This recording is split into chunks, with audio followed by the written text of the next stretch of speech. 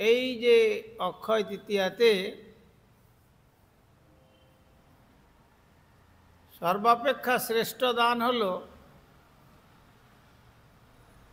অন্নদান। স্বর্ণদান অপেক্ষাও শ্রেষ্ঠ। এই অক্ষয় তৃতীয়াতে যারা অন্নদান করেন তাদের মা লক্ষ্মী কখনো তাদের গৃহের থেকে কৃপা থেকে তাকে বঞ্চিত করে না। যত অন্নদান করা যাবে ততই তিনি সেই দাতার গৃহে অবরুদ্ধা হন। দানেতে তখন তাদের দানে দ্বারা কোনো ক্ষয় হবে না, তার দ্বারা বর্ধিত হবে।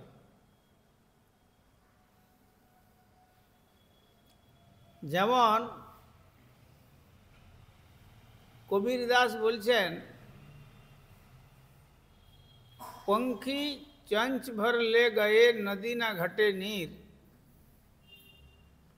दान दिए तो दान नहीं घटे, कहे गए दास कबीर।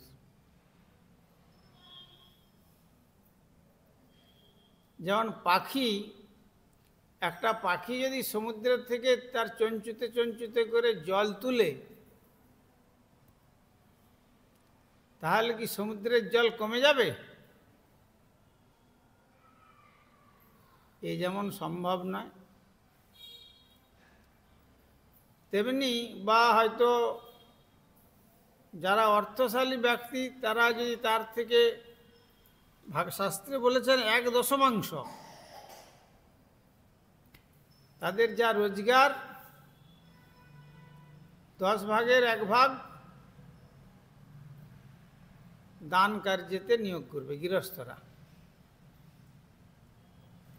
যদি 100 টাকা রোজগার থাকে তাহলে তাকে 10 টাকা দান করতে হবে। এটা হচ্ছে গৃহস্থের ধর্ম,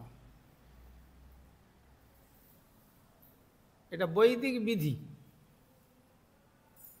তো তাতে কি হবে, যেমন যেমন কূপ থেকে, কূপের জলকে স্বচ্ছ রাখতে গেলে যদি কূপের জল কাউকে ব্যবহার করতে না দেওয়া হয়, তাহলে সেখানে কি কূপের জল স্বচ্ছ থাকে না আরো মলিন হয়ে যায়?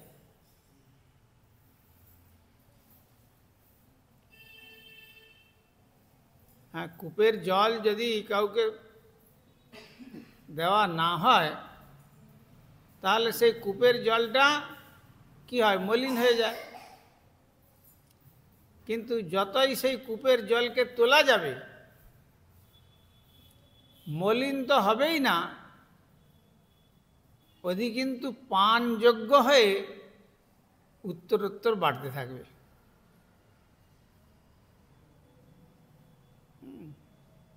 কুয়া থেকে জল তুলছে, যত তুলছে তত আরো জল, স্বচ্ছ জল বেরোচ্ছে। আর বরং যদি না তোলে, সেখানে শ্যাওলা হয়ে, পোকা হয়ে, ব্যাং ট্যাঙের বাসা হয়ে সে দুর্গন্ধ হয়ে যাবে, সেটার ব্যবহার অযোগ্য হয়ে যাবে। তেমনি এই জগতের মধ্যে যারা সম্পদের অধিকারী হয়ে সব দান করল না, বলছেন তাদের সেটি অমঙ্গল প্রকাশ করবে। আর যারা দান করলেন, বিশেষ করে গুরু বৈষ্ণব ভগবান,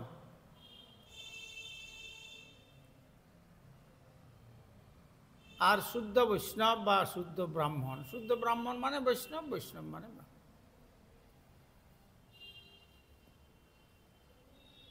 মানে ব্রহ্মতত্ত্বজ্ঞ। সাধারণত রাক্ষসা কলিমাশ্রিত জয়ন্তী ব্রহ্মজনীষু, এই কলিকালে সাধারণভাবে যারা ব্রাহ্মণের ঘরে জন্মগ্রহণ করেছে তারা হচ্ছে সত্য, ত্রেতা, দ্বাপরের রাক্ষসগুলো, রাক্ষসা কলিমাশ্রিত। কিন্তু তার মধ্যে আবার অনেক শুদ্ধ ভক্ত আছেন তারাও বর্ণশ্রেষ্ঠ ব্রাহ্মণ কুলে আবির্ভূত হন। সেই যারা শুদ্ধ ভক্ত তাদের দান করলে দুর্গতি বিনষ্ট হয়। সেই জন্য বলছে দান দিয়ে তো দান নাহি ঘটে, দান দিলে কখনো কমে না, দান দিলে সেখানে দান বাড়ে। কবির দাস এই কথাটা বলছেন।